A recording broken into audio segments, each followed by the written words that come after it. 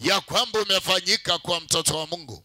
Pendwa, ningalijua lugha yako ningekuzungumzia kwa lugha yako, lakini tu nielewe kwa hii lugha yangu ambayo najua kwamba kila mtu anaweza ipokea.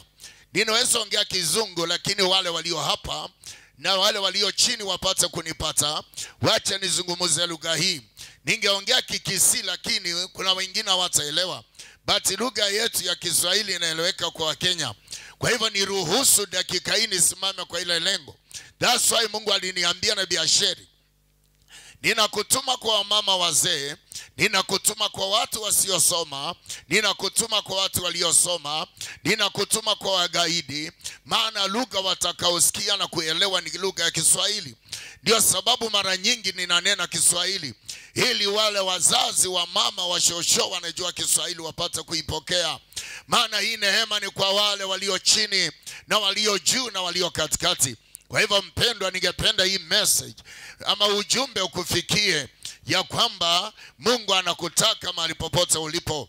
Mungu anakutaka mahali popote ulipo.